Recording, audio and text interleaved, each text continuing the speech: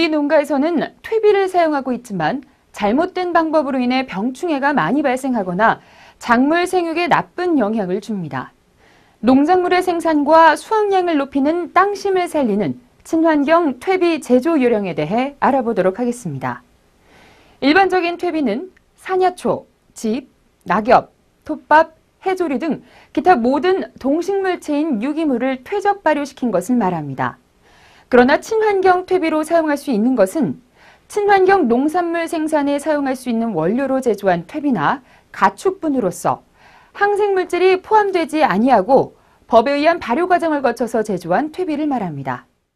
친환경 퇴비를 만들 수 있는 주 원료는 짚류, 왕겨, 쌀겨, 녹비작물, 농업 부산물, 낙엽, 나무 껍질, 톱밥, 나무 부스러기, 부엽토, 산야초 등으로서 오염되지 아니한 것이며 친환경 가축분 퇴비를 만들 수 있는 주 원료는 우분, 돈분, 개분 등으로서 유기축산물과 무항생제 축산물 인증 농장 및 경축순환농법에서 유래된 축산 분뇨를 말합니다.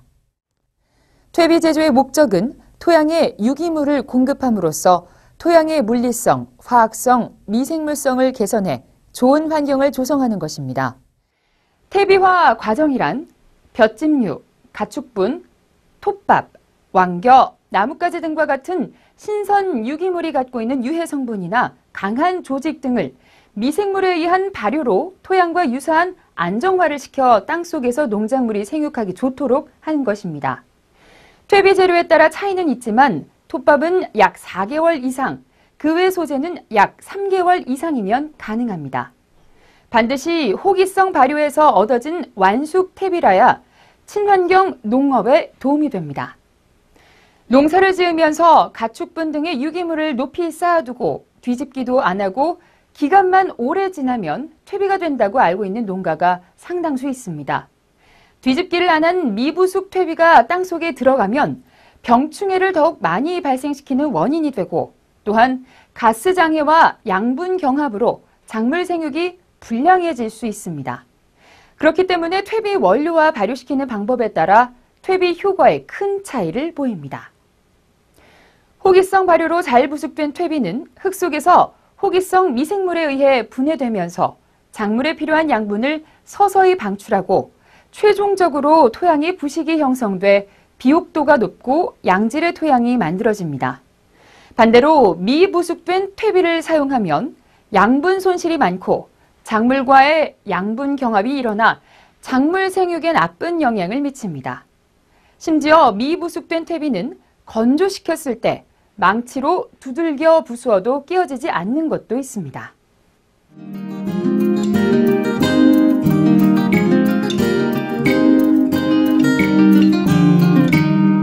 이번에는 퇴비 제조장의 선정에 대해 알아보도록 하겠습니다.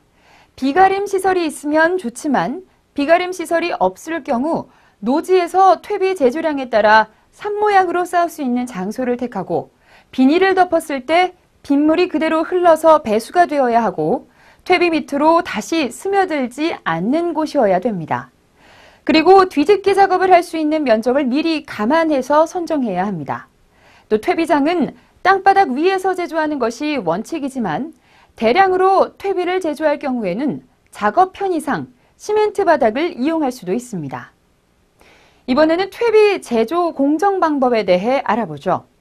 톱밥과 가축분을 사용할 때 원료를 배합해 최초 퇴적을 한 후 약 15일에서 20일간 발효 후 1차로 뒤집기 작업을 합니다. 또 이후 약 15일에서 20일간 또 발효를 하는데요. 그런 다음 똑같은 방법으로 2차, 3차, 4차, 5차 정도 뒤집기 작업을 한 후 후숙기간 1개월을 거쳐 4개월 후에 사용하면 됩니다.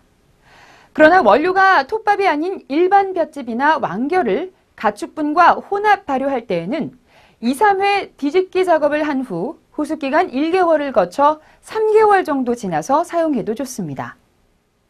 현재 많은 농가들이 땅심을 살리려고 노력하고 있습니다. 유기물로서 톱밥을 원료로 제일 많이 사용하고 있는데요. 실제로 톱밥 퇴비는 땅심을 높이는 가장 빠르고 효과적인 소재입니다.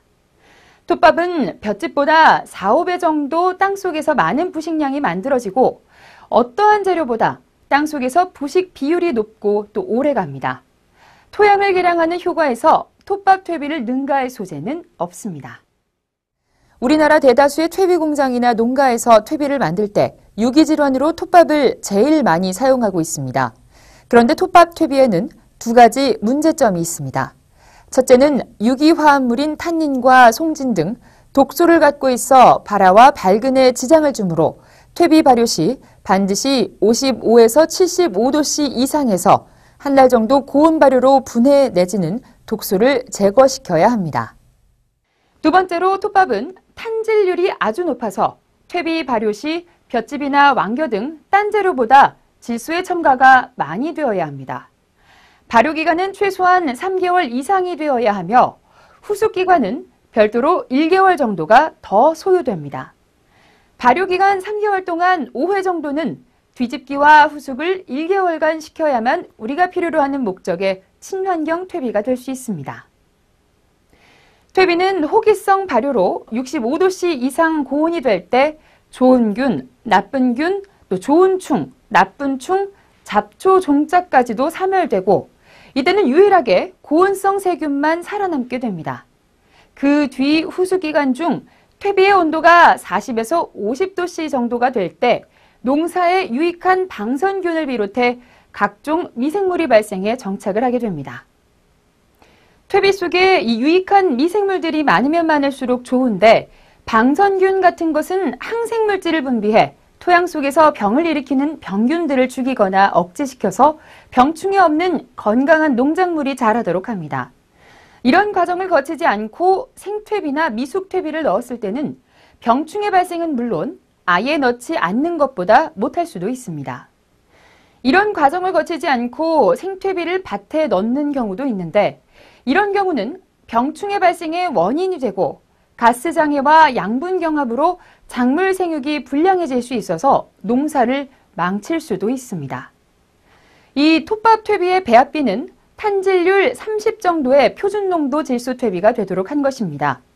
이 배합량으로 톱밥 퇴비를 제조하는 과정을 살펴보도록 하겠습니다.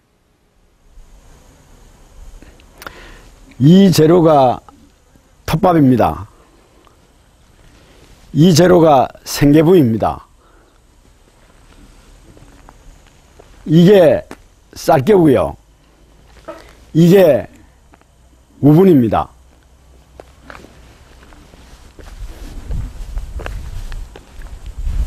이게 폐화석이고요. 이게 유박입니다. 먼저 퇴비원료 혼합하는 순서는 이렇습니다. 톱밥을 밑에 깔고 그 위에 생계물을 골고루 올립니다. 그리고 우분과 쌀겨, 유박을 그 위에 골고루 뿌려줍니다. 폐화석은 농사지을 땅이 산성인 경우 퇴비에 미리 넣어주면 산도 교정에 도움이 됩니다. 만약에 산성이 아니고 이미 중성인 땅은 퇴비를 만들 때 넣어줄 필요가 없습니다.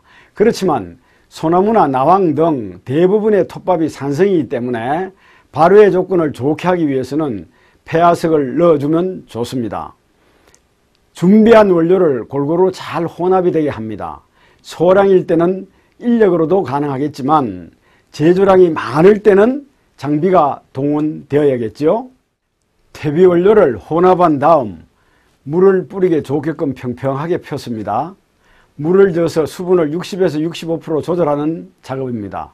소량일 때는 물 호수로도 가능하겠지만 제조량이 많을 때는 하루나 이틀 전 톱밥에 미리 물을 뿌려 적게 해서 혼합하는 방법도 좋습니다. 수분 함유량이 적고 입자가 큰 파쇄목이나 톱밥을 대량으로 제조 시에는 하루나 이틀 전쯤 콘크리트 바닥에 미리 평평하게 깔고 분수호수로 물이 충분히 젖도록 한 후 부원료를 혼합해서 장비로 잘 섞이도록 합니다. 원료가 대량인 경우에는 장비를 사용하여 혼합합니다. 소형 포크레인으로 반나절에 100톤 정도는 혼합이나 뒤집기 작업이 가능합니다. 톱밥 퇴비에는 수분 조절이 굉장히 중요한데요. 섞은 것을 이렇게 손으로 쥐었을 때 물이 흘러내리면 수분 과다이고 주먹을 적당히 쥐었다가 손을 폈을 때 만두처럼 남아있고 손바닥에 물기가 묻은 것이 보일 때가 이때가 60에서 65%인데 적정 수준입니다. 그러나 왕겨태비는 55에서 60%, 가축분 태비는 60% 정도가 좋습니다. 이것이 각종 원료를 혼합한 후 수분까지 조절된 것입니다. 주 원료인 톱밥 1톤에 부재료가 0.9톤 정도가 되는데 4개월 발효 후에 완숙 태비로서는 약 1.5톤 정도가 됩니다. 조금 전 앞에서 혼합된 원료를 최초 퇴적장인 이곳으로 옮겨와 퇴적하면 서서히 온도가 올라가서 며칠 후 고온으로 되는데 섭씨 60도 내지 70도 이상이 됩니다. 그 후 15 내지 20일 정도 지속되다 온도가 내려갈 때 또 다음 칸으로 옮깁니다. 톱밥 태비 제조 과정에서는 온도가 올라가는 것이 아주 중요한데 그 이유는 톱밥이 갖고 있는 독소 제거를 위한 체크 수단이기 때문입니다. 보통 최초 퇴적일로부터 고온으로 올라가는데 여름철에는 3일에서 5일, 겨울철에는 5에서 7일 정도 지나면 온도가 이렇게 올라갑니다. 만약에 퇴적 더미 속의 온도가 60도씨 이상 올라가지 않는다면 수분 조절과 원료 배합비가 잘못된 것입니다. 태비의 발효량이 최소한 5톤 이상이면 겨울철에도 외기 온도에 관계없이 발효가 잘 됩니다. 퇴적장에 혼합된 태비원료를 채운 후 제조 시작 일자와 제조량 등이 기록된 팻말을 사용하면 더욱 좋습니다. 최초 퇴적칸에서 둘째 퇴적칸인 이곳으로 옮겨 15일 내지 20일 정도 발효를 시키는데 온도가 60도씨에서 70도씨 이상으로 지속이 됩니다. 그러다가 온도가 내려갈 때 또 다음 칸으로 옮겨갑니다. 특히나 톱밥 태비 발효 과정은 고온으로 발효하는 기간이 길므로 수분 부족 현상이 가끔 나타날 수도 있습니다. 수분이 부족하면 발효가 정상적으로 되질 않으므로 뒤집기 작업을 할 때 건조가 심한 곳은 수분 보충을 가끔 해주도록 합니다. 두 번째 칸에서 옮겨 세 번째 칸입니다. 이곳에서도 발효 온도가 60도씨 이상 15일에서 20일 이상 지속이 되다 온도가 내려갑니다. 그러니까 최초 퇴적의 첫째 칸에서 15일에서 20일, 그 다음 둘째 칸에서 15일에서 20일, 이곳 셋째 칸에서도 15일에서 20일이 지나면 45일 내지 60일 동안 고온에서 발효가 되었습니다. 나무가 갖고 있는 독소는 이제 해소되었다고 보면 되겠지요. 그러나 그 후에도 태비더미의 내부와 외부의 원료가 잘 섞이고 균일한 제품을 만들기 위해서는 15 내지 20일마다 2회 정도 더 뒤집기를 한 후 후숙을 시킵니다. 좌측 사진은 5차례 뒤집기를 한 후 그 다음은 약 1개월 정도 후숙을 더 시켜줍니다. 이때 온도가 40도에서 50도씨 정도인데 농사에 유익한 균들이 이때 많이 생겨서 태비에 정착을 하게 되며 수분 함량도 40 내지 50% 정도가 됩니다. 후숙 기간이 6개월 정도 지난 태비는 상토를 만들어 사용해도 아주 좋습니다.